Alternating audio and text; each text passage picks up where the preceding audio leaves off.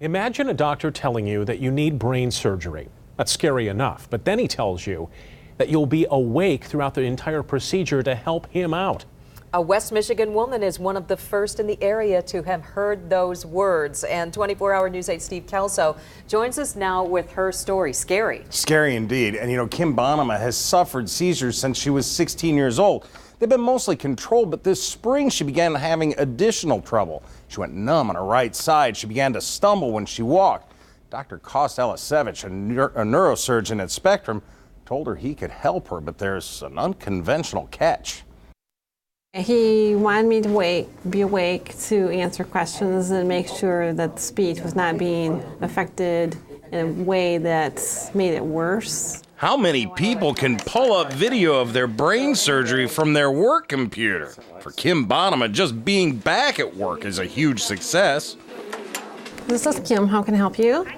My speech is improving all the time. I have lots of phone calls each day, so I have to make sure I speak slowly, but it's getting better all the time. Can you say church?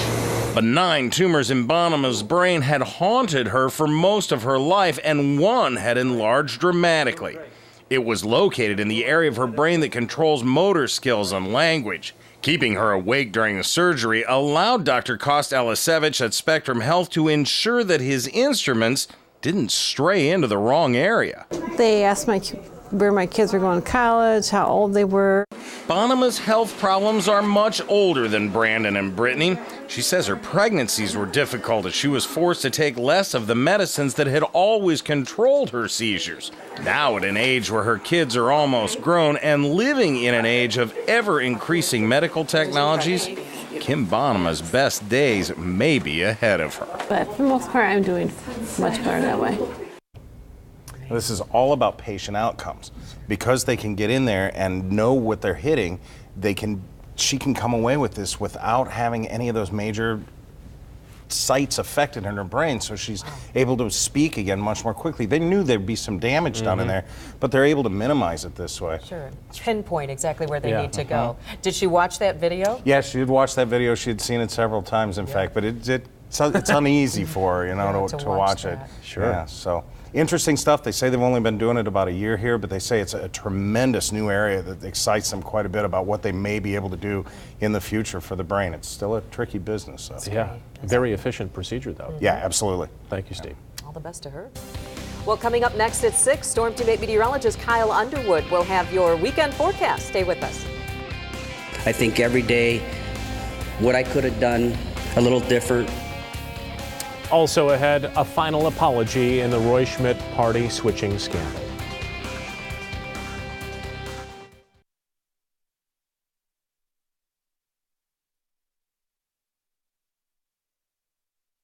Watching out for you. This is Storm Team 8. The Christmas lights turned on here at Boatworks Restaurant, Holland, overlooking Lake Makatawa. Now we just need a little bit of snow, right? We've got a touch coming up in a couple of spots here in the 8-day forecast. But I was entertaining myself and looking out a little bit beyond 8 days, and I don't see anything big coming our way. Of course, December's a volatile month in terms of winter weather, so that could change. But for snowstorm lovers, I'm one of them. We don't see anything big on the horizon, at least not at this point. I'll show you the 8-day forecast, and you can see that for yourself in just a second. What we're seeing out there this evening is just light rain sprinkles, nothing too imposing. If you have outdoor plans this evening, I'm thinking just a sprinkle or two. Overwhelmingly, this evening will be dry. Grand Rapids, this teeny little batch of sprinkles here over northern Ottawa, southern Muskegon County, through the metro area here in the next half hour or so. Western Van Buren and Allegan County, you could pick up a sprinkle as well. It's about an hour out for you, but just keep in mind, anything that falls can be very light tonight. A lot of that we're seeing on Storm Track Live, not even hitting the ground. Winds are out of the south. The southerly breeze is propping up temperatures this evening. 40 GR. Most of us inland, though, are in the upper 30s. Lakeshore communities still hanging on in the low 40s. And with that southerly wind, or at least a southerly component to the wind, temperatures aren't going to drop off more than 5 or 6 degrees from where they are right now as we head through the overnight. You can see a couple of light sprinkles here on our 24-hour forecast. Not expecting much. The better chance for decent rainfall comes tomorrow, where we could pick up as much as 1/10 of an inch of rain. So even still, we're talking about light rain coming up tomorrow as temperatures hold steady in the low 40s for afternoon highs, perhaps a few of us getting into the mid 40s. But for the most part, we're talking about a fairly cool day once again coming up tomorrow. A lot going on here over the first 4 days of the 8-day forecast. Again, just light sprinkles tonight. The better chance for rain is coming up here through the day on Friday. On Saturday, we could see some light rain mixing with snow. We're putting this chance at 60%, and some minor snow accumulations are possible here on Saturday. The best chance for accumulating snow here on Saturday will come along and north of I-96, and again, we're not talking about much.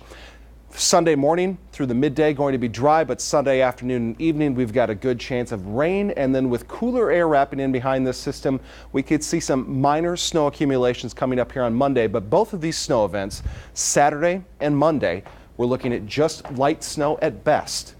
A few flurries possible Tuesday, and then you can see cool weather sticks around here through the 8-day forecast.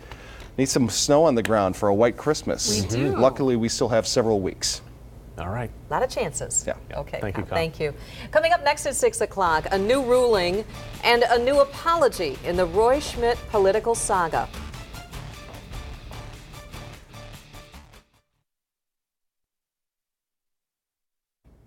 The inmate who slithered out of a police car in Portage yesterday is now back behind bars. Brandon Brock escaped Monday morning after being arrested in connection with a fight at a restaurant.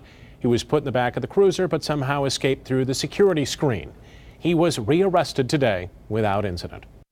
Two new developments in the Roy Schmidt case today. The Secretary of State ruled that even though the Grand Rapids Democrat turned Republican tried to commit a campaign finance violation by paying a fake candidate to run against him, he did not succeed because the payment was never made. Schmidt ran for re-election to the state house as a Republican last month, losing to Democrat Winnie Brinks. Today, in his farewell address to the House, Schmidt apologized and again attempted to explain his actions. There's nobody to blame but Roy Schmidt. I did this for one reason, and sometimes you get swept up in doing what you think is the right thing, and I thought that doing that would help Grand Rapids. Schmidt told House members that looking back, he should have announced his party switch plans ahead of time instead of waiting until the last minute.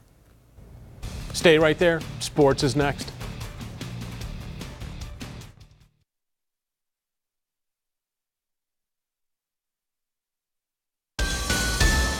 There were a whole bunch of potential storylines heading into the baseball winter meetings, but not much came of them. Josh Hamilton is still unsigned. Zach Greinke, the top free agent pitcher on the market, is still on the market. The Tigers did make a couple of minor moves today, though. They picked up a couple of Rule 5 free agents in trades.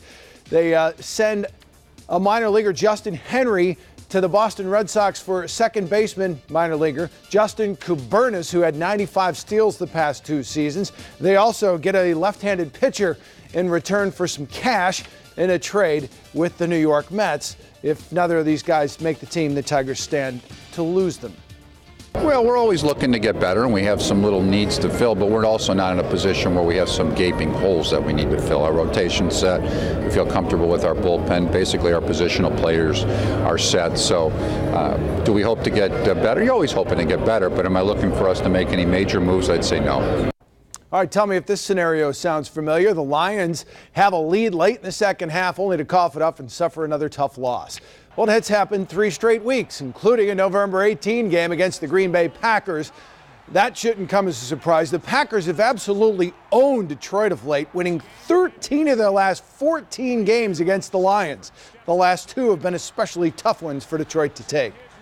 The last 2 times we played this team, we've had a lead on them, with 2 minutes left or whatever it is. So we've been right there and just haven't been able to get the victory. So it's one of those games that you definitely want to turn the corner and come away with a win.